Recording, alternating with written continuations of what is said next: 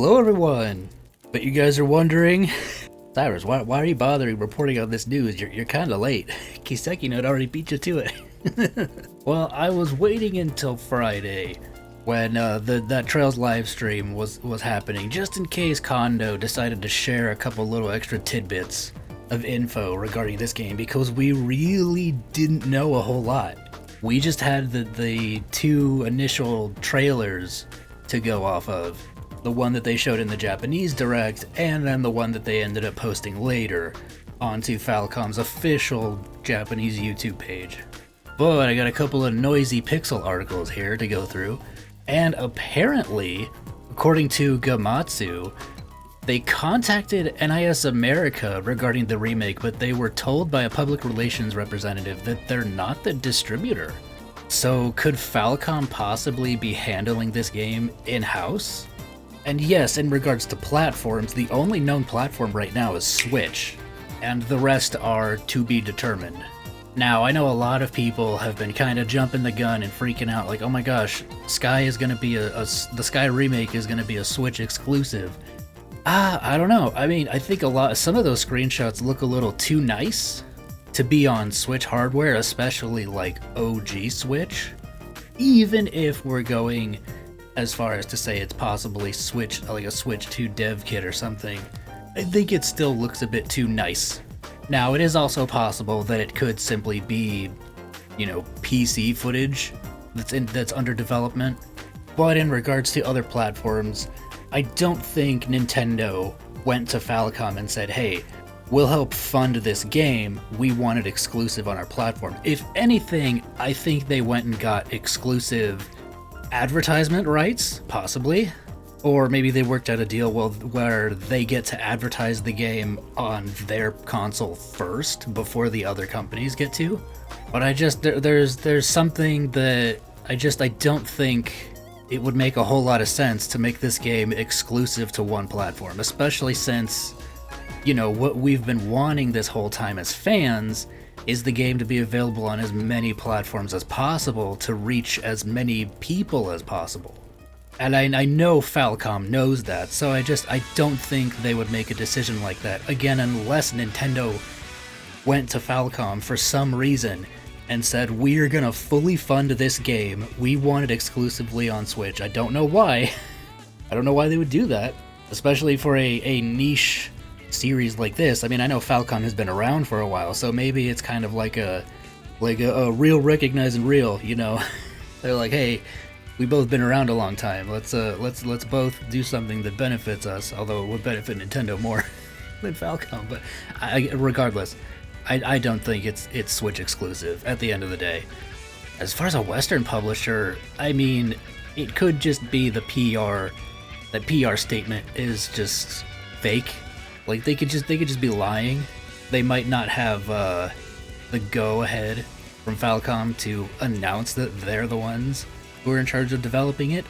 Also, on the other hand, what are the chances, because we've seen some English screenshots, and it is indeed the Xseed script from the original Sky games. So is it possible that Xseed are the ones who are in charge? Or is it some other third-party company handling it this time? Or is it Falcom doing it themselves? Which that brings into consideration, if Falcom is doing it in-house, is there going to be an English dub? I don't think there would be. If Falcom is doing it themselves, then they're definitely not going to do a dub. But not having an English dub would really suck, I'm going to be honest. Because there's a lot of people who will choose to not play this game because it doesn't have a dub. There's also the issue of certain voice actors not being able to reprise their roles, like Troy Baker as Olivier, for instance, but he would just be getting replaced with Matthew Mercer, who voices him in the later games, so that's not an issue. But having Johnny Young Bosch fully voice Joshua for this entire game, that would kind of cost a lot. So I don't know, maybe to keep development costs as low as possible, they're going to opt for just strictly a Japanese dubbing. Yeah, what are they going to do with, because Niall's voice actor passed away, so yeah, they might just be reusing the Evo voices Because, I mean, I guess they could technically recast him.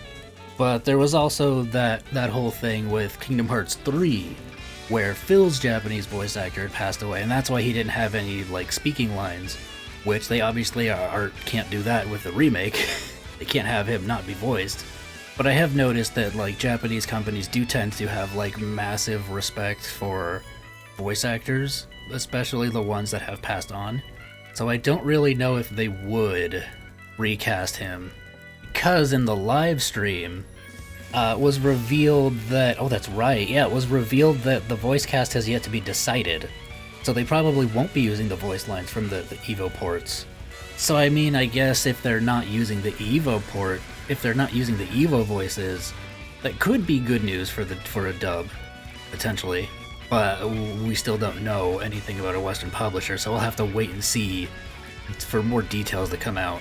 Also, a big thing they revealed is that it'll include details from future games in the series, which will help with cohesion and world building. Specific examples were not given, but it would be very interesting if they included Van as like an actual character that showed up, or references to Van, or even references to a certain character from Cold Steel 3 who has a pretty big attachment to a certain plot point in the trilogy. I'm not gonna say who or what, just, you know, for spoilers' sake.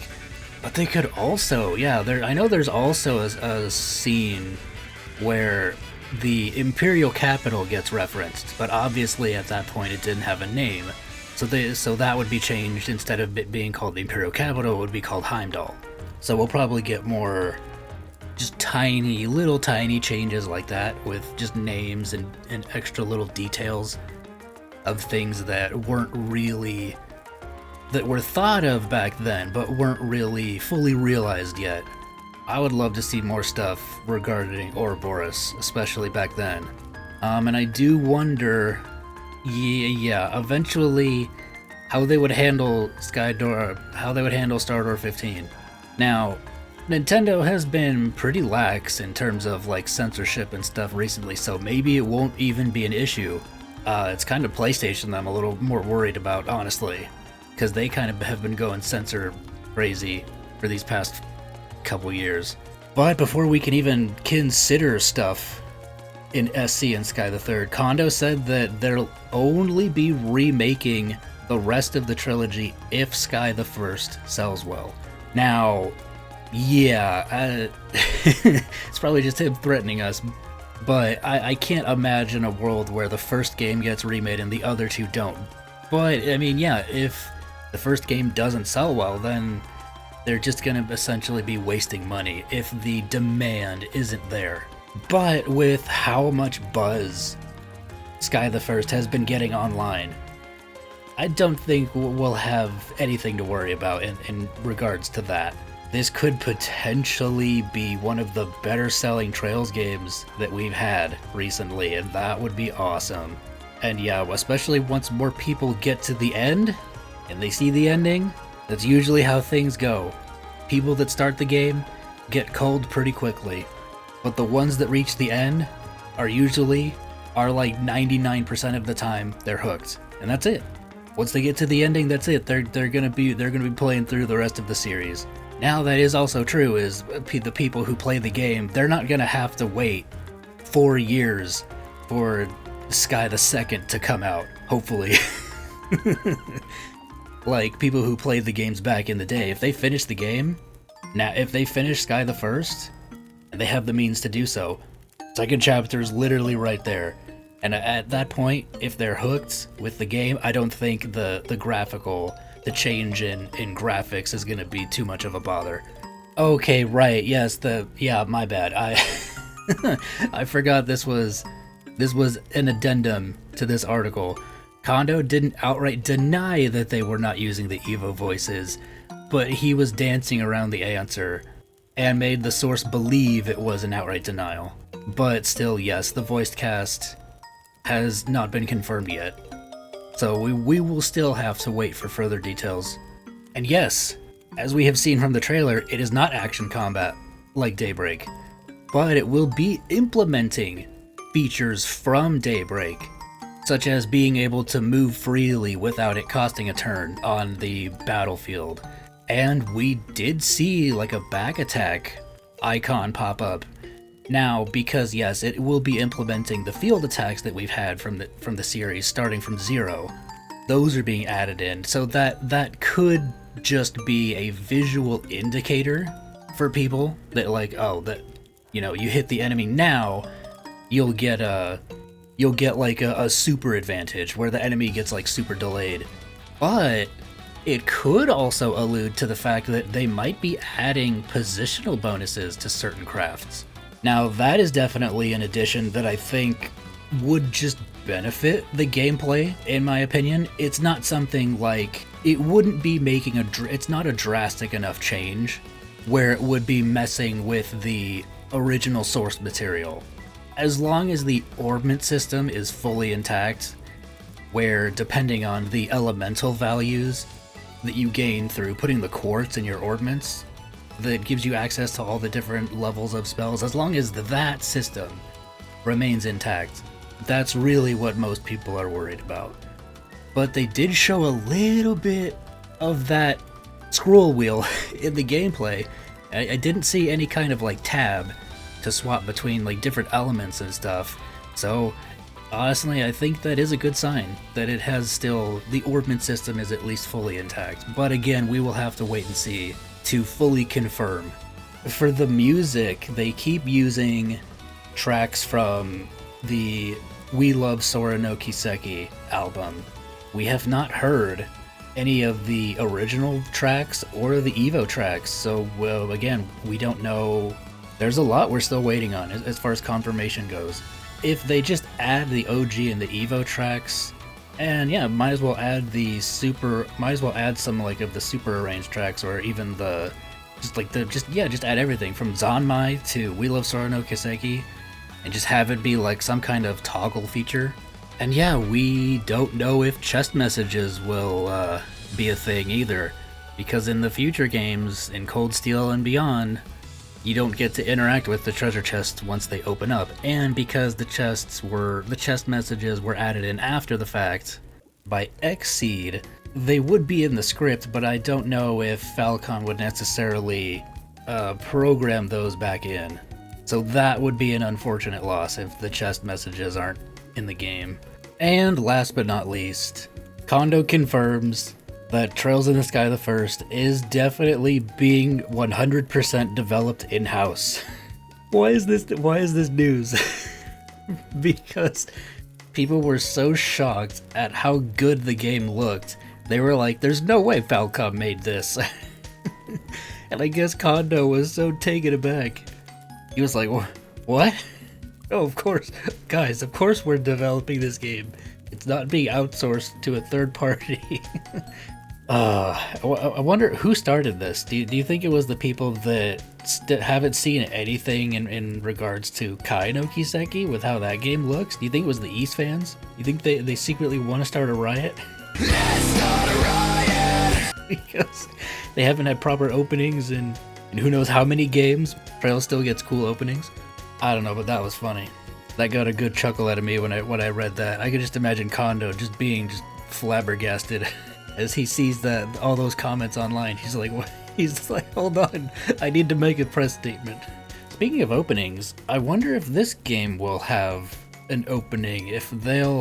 What kind of opening would they do? Would they make the opening completely in engine? Ooh, that could be really cool. Also, there's been this news going around that everybody has been reporting that Falcom and Kondo were completely unaware that this game was even going to be revealed at the Nintendo Direct. I get people, want to be sensationalist and things like this, crazy things like this get clicks and views and stuff, but like, if you just take a step back and take a few moments to just think about it, that makes no sense, like, at all. In order to have your game shown off in a Nintendo Direct, you have to pay Nintendo, and depending on how much you pay is the length of the trailer that they're allowed to show. So the fact that them saying Falcom had no idea it was going to be shown off. No, they did. They literally paid for it. So of course they knew. This is probably most likely a mistranslation, or maybe he misspoke. Maybe he meant that he had no idea when the Nintendo Direct would show the game off, because that is what Nintendo does. They don't tell the developers when the Direct is going to be to avoid leaks. So yeah, Falcom not knowing that the game was going to be shown off in a Direct is just false. It's not true. I just felt like I wanted to clear that up because I've seen so many channels way bigger than mine, making videos, entire videos about this, presenting it as fact, and it's like, no, that's not how things work. And well, that's all the news that we have at this time. So I hope you guys enjoyed this massive round of Trails news. As time kept going on and more news kept like trickling out through like various interviews and such, I was like, you know what, I'll just wait until we get a nice big chunk of stuff and I'll just put it all in one video, instead of making a bunch of separate videos about each individual instance of news. And with all that being said, I'm greatly looking forward to this game. It looks gorgeous. I can't wait to get my hands on it and experience Liberl in 3D like a lot of us have wanted for so long. I love the cell shading and just how everything looks. It just completely matches the overall tone of FC. And it's honestly perfect in my opinion. If everything works out, this could definitively be the best way to play Sky. So thank you guys so much for watching. Feel free to leave a like on your way out. And a very special thank you to all my current channel members and supporters over on Patreon. If any of you guys want to help support the channel, links are in the description. Feel free to check them out. I'll catch you guys in the next video. Peace out. Alright, what's next?